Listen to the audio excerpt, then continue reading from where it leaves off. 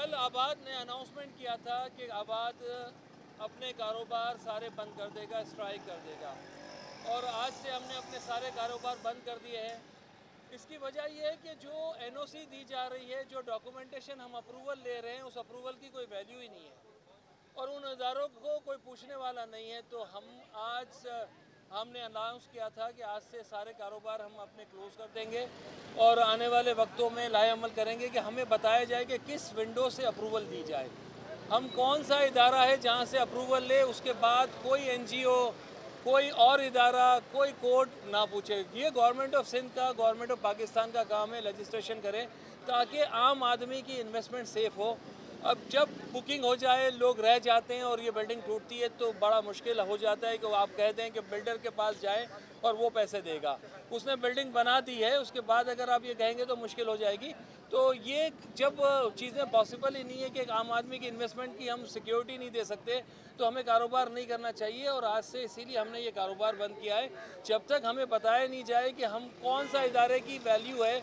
और एक दफ़ा अप्रूवल लेने के करोड़ों रुपए फीसें भरते हैं, हम सालों साल इंतज़ार करते, अरबों रुपए की इन्वेस्टमेंट होने के बाद भी आखिर में ये कहा जाए कि ये बिल्डिंग सही नहीं है, उसे तोड़ दो, लोगों को घरों से निकाल दें और उसको बोला जाए कि बिल्डर उसके पैसे देगा, तो वो कहाँ से देगा। तो इससे बेहतर है कि ये बिल्डर कारोबार ही बंद कर दें।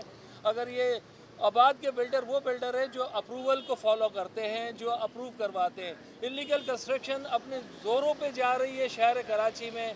इलीगल काम, जो 2 नंबर काम आपको करना है वो आप आसानी से करते हो, उसमें कोई नाम कोई नहीं होता। शेखानी साहब, आप हुकूमत से बिल्कुल टच में होते हैं, मैकेनिज्म बनाने के लिए आप मजबूर कर सकते थे हुकूमत को, उनके साथ ये हमेशा बिल्डर से वो सपोर्ट लेती रहती है हुकूमत और एमपीए, तो उनको आप मैकेनिज्म बनाने के लिए पाबंद नहीं कर सकते? हमने उनको कहा हुआ है, लेकिन जब कोर्टों का जिक्र आ रहा है तो मेरे ख्याल से कोई आदमी उसको फेस करने के लिए तैयार नहीं है। देखिए, कोर्टों को फेस करना पड़ेगा, आपको बताना पड़ेगा अगर आप इदारे हैं तो आपने अप्रूवल दी है। तो अभी हमने रेगुलाइजेशन की पॉलिसी के लिए भी कहा था गवर्नमेंट ऑफ सिंध को, उन्होंने एक बिल करारदार तो पास की, बिल पास नहीं किया। तो वो जब तक वो करेंगे नहीं ये बिल पास, जब तक ये चीज़ें बेहतर नहीं होगी। सिंध गवर्नमेंट को भी करनी है, फेडरल गवर्नमेंट ने भी किया है, पंजाब ने भी किया है।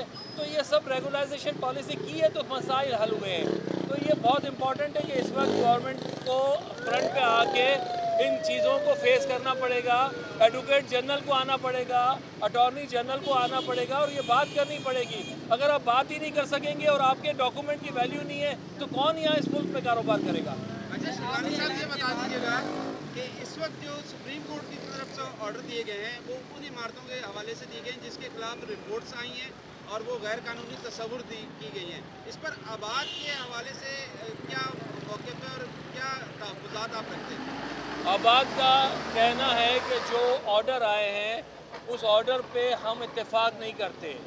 वो ऑर्डर जो आए हुए हैं उसमें इस तरीके से है कि वो जिसने ज़मीन दी उसी को नहीं बुलाया गया, सिंधी मुस्लिम सोसाइटी को, और इंक्रोचमेंट का नाम दिया गया जबकि वो अलॉटमेंट है, एक लीज़ है। जब फॉरवर्ड की गई, मास्टर प्लान ने अप्रूव किया तो उन इदारों को तो बुलाएं जिन्होंने अप्रूवल किया है।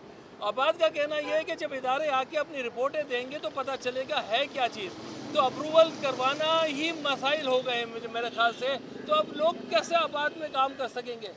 चले ठीक है। अभी एहतियात का सिलसिला कब तक जारी रहेगा? जो आपने हड़ताल की है तो कब तक? देखें, जब तक हमें पता नहीं चल जाता हम अप्रूवल को किस तरीके से करवा सकते हैं और वो अप्रूवल की कोई वैल्यू नहीं होगी, जब तक ये काम हम नहीं कर पाएंगे। और अगर कोई ना कोई, या तो हम तो कहते हैं सुप्रीम कोर्ट कोई गाइडलाइन दे दे, हम उसके मुताबिक अप्रूवल करवा लें, हमें कोई इतराज़ नहीं है, हम अदालतों का एहतराम करते हैं। लेकिन कोई गाइडलाइन तो होगी जिसके बाद ये प्रोजेक्ट एक दफ़ा पास होने के बाद ये ख़त्म नहीं हो सकता।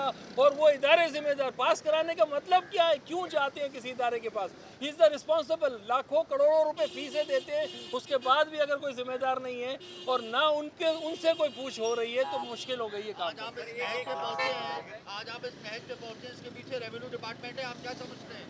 मैं समझता हूँ कि सारे डिपार्टमेंट हैं, रेवेन्यू डिपार्टमेंट नहीं है जिसने ज़मीन दी, जो मना कर रहा है आज आके ज़मीनों का, जिसने अप्रूवल दी, जो मास्टर प्लान है, ये सारे डिपार्टमेंट को अपने आप को ऑन करना चाहिए।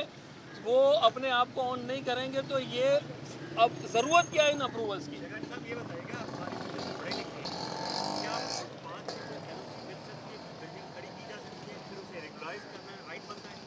कोई भी बिल्डिंग फुटपाथ पे, नाले पे, पार्क पे नहीं बन सकती, वो ना बननी चाहिए। अगर फुटपाथ पे, नाले पे मास्टर प्लान ने उसको पास किया है तो मास्टर प्लान को तो पूछें कि उसने कैसे फुटपाथ पे पास किया है। पास करने वाली अथॉरिटीज़ हैं, अथॉरिटीज़ को आप पूछ नहीं रहे और आप कह रहे हैं रोड पे बनी हुई है। रोड मौजूद है, कोई भी वायलेशन नहीं होता।